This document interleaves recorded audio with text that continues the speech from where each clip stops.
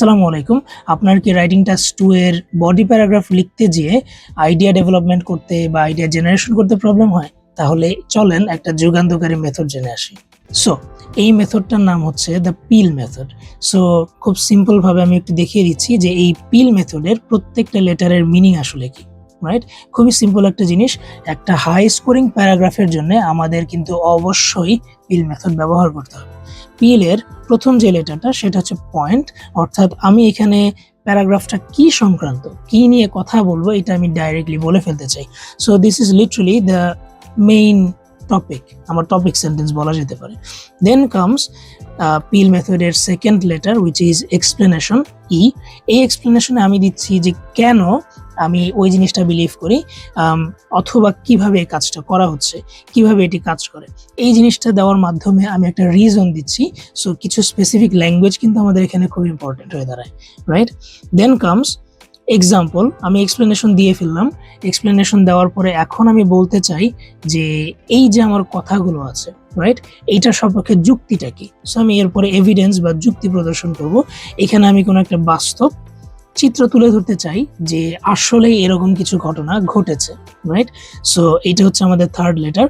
The fourth and last যেই লেটারটা আছে পিল মেথডের সেটা হচ্ছে লিঙ্ক, অর্থাৎ এইখানে আমি দেখতে চাচ্ছি যে একটু আগে যে আমি এতগুলো কথা বললাম, প্রথম যে টপিক সেন্টেন্সটা ছিল সেইটার সাথে আমি অ্যাকচুয়ালি লিঙ্ক করতেছি কোথায়, আপনার এই পুরো আলোচনাটি কিভাবে মূল প্রশ্নের সাথে কানেক্টেড। ওকে, সো চলেন এর এক্সাম্পল দেখে আসি। নাও পিল মেথডের ক্ষেত্রে যদি আমরা একটা টপিক দেখি এরকম ট্রাফিক কনজেশন ইন বিগ সিটিজ, ঢাকা শহরের মতো অনেকটা ভাই। সো এখানে বেশ কিছু সেন্টেন্স দেওয়া আছে। আমরা পিল মেথড ফলো করে এই সেম জিনিসগুলোকে সুন্দর করে এখন সাজিয়ে নেব, অর্থাৎ ওই যে point, explain, example and then comes the link. Okay, so শুরুতেই টপিক সেন্টেন্স।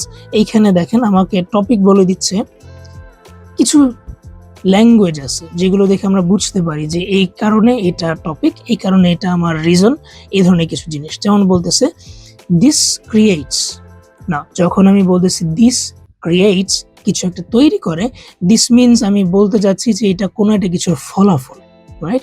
এটা কিন্তু আমার টপিক না। Then comes rapid increase in private vehicles, এবং পুর পাবলিক ট্রান্সপোর্ট ওভারলোড করে রোডগুলোকে। না, এইটা হচ্ছে আমার টপিক সেন্টেন্স, রাইট? সো এইটা হচ্ছে পিল মেথডের প্রথম পি, যেটা আমি এক্সপ্লেইন করতেছি, নাম্বার 1।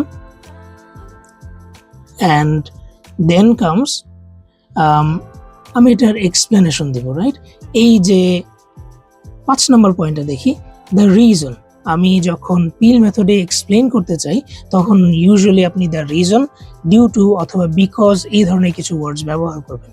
সো এখানে বলতেছে মূল কারণটা হচ্ছে আরবান প্ল্যানিং পেস রাখতে পারছে না পপুলেশন গ্রোথের সাথে, অর্থাৎ প্ল্যানিং করে কুলানো যাচ্ছে না এবং ভেহিকেল ওনারশিপ বেড়ে যাচ্ছে এবং আমাদের এখানে পর্যাপ্ত ইনফ্রাস্ট্রাকচার নেই, রাইট?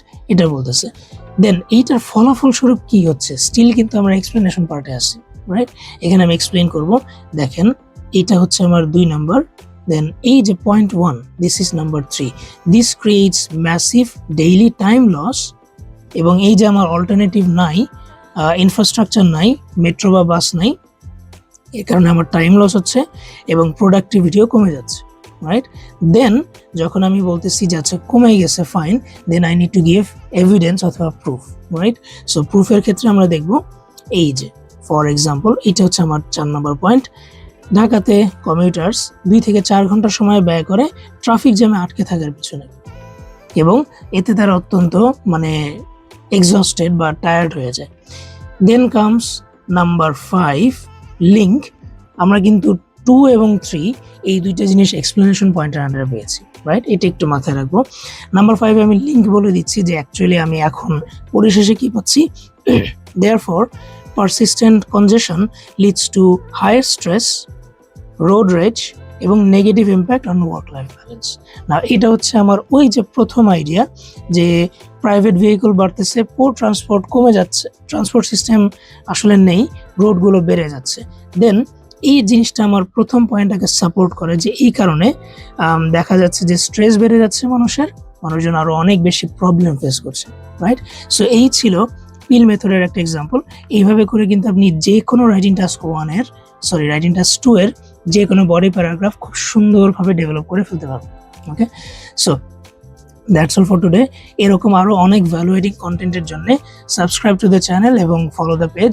এবং রাইটিং টাস্ক 2-তে আপনাদের সবচেয়ে বেশি প্রবলেম হয় কোন জিনিসটা নিয়ে, let me know in the comments, and অবশ্যই সেটা নিয়ে সামনে একটা ভিডিও আমি মেক করবো।